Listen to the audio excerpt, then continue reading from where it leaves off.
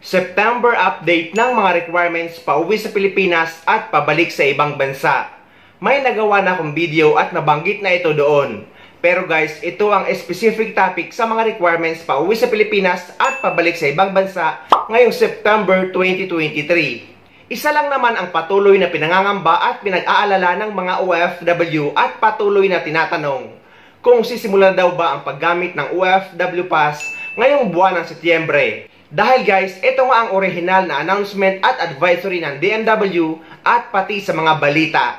So, ang ginawa ko para malaman ko ang update at para ma-share ko din sa inyo ay nagtanong ako mismo sa DMW at sa Bureau of Immigration.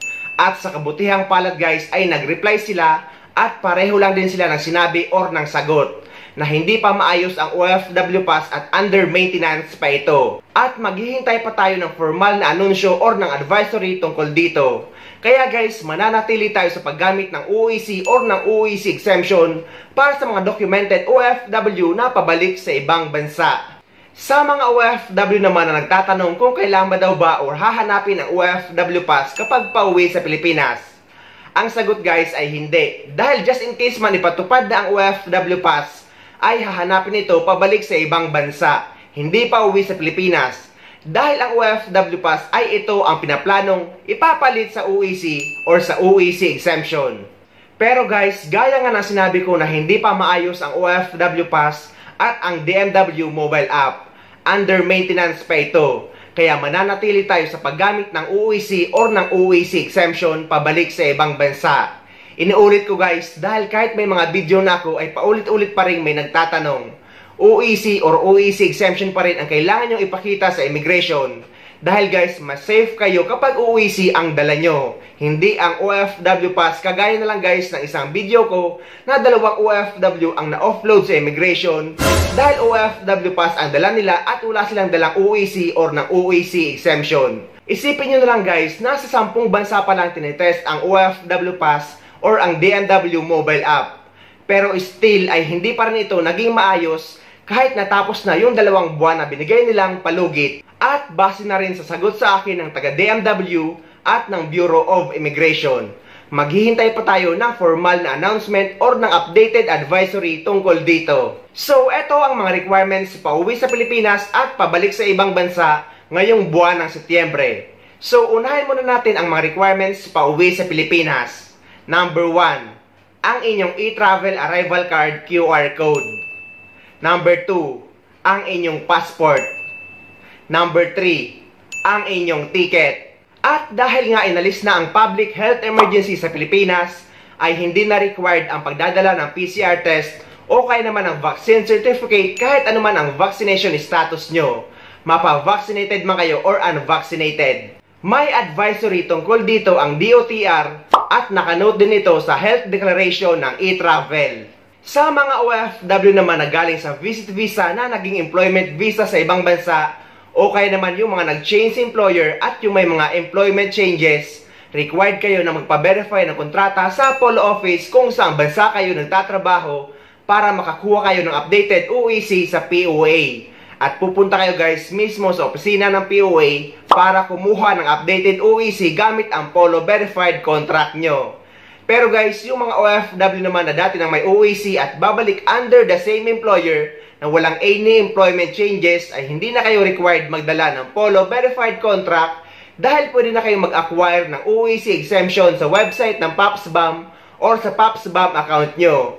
Pero kung hindi naman kayo marunong mag-acquire ng OEC exemption online, ay pwede kayong magsadya sa pinakamalapit na POA office sa lugar nyo o kaya naman ay dumaan sa POA desk sa loob ng NAIA. Bukas sila 24/7 at pwede kayong magpaprint ng OEC exemption sa kanila.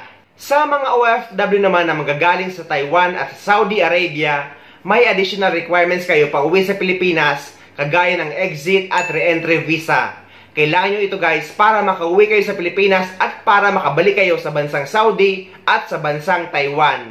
Dito kasi guys sa United Arab Emirates ay wala naman tinatawag na exit at re-entry visa. Pumunta naman tayo sa mga requirements pabalik sa ibang bansa. Number 1, ang inyong e-travel departure card QR code. Guys, paulit-ulit ko sinasabi at paulit-ulit pa rin may nagque-question sa akin or nagsasabi na hindi naman hinahanap ang e-travel departure card sa immigration, kaya hindi na daw kailangan mag-register dito. Guys, inuulit ko na galing mismo sa Bureau of Immigration na hindi na nila kailangan pa isa-isahin ang QR code nyo dahil nakikita na nila ito sa system kung may registration ka or nakaregister ka or hindi. Number 2, ang inyong OEC or ang OEC exemption. Guys, pinapaalala ko ulit na mananatili pa rin tayo sa paggamit ng OEC or ng OEC exemption sa mga OFW na pabalik sa ibang bansa. Hindi pa pwede gamitin ang OFW Pass dahil nga hindi pa ito fully operational at under maintenance pa rin ito. At kahit ipatupad na ang OFW Pass, hanggat hindi pa talaga ito maayos at hindi pa ito mandatory, mas safe pa rin kapag OEC ang dala nyo. Number 3, ang inyong working visa. Kapag nandito naman kayo sa United Arab Emirates, ay wala na sa passport ang visa natin. Dahil ang Emirates ID na natin ang nagsisilbing visa natin dito. So kapag pabalik kayo sa ibang bansa ay yung Emirates ID na ang ipapakita nyo sa immigration. Number 4, ang inyong passport. Number 5, ang inyong ticket. Number 6, ang inyong OWA membership.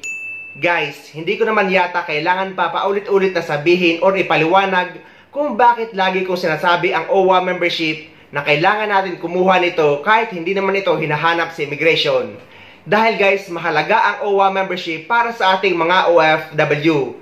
Hindi ka rin maituturing na documented or fully documented OFW kapag hindi ka miyembro ng OWA. At kailangan mo mag-renew nito kada 2 taon dahil 2 taon ang validity ng ating OWA membership.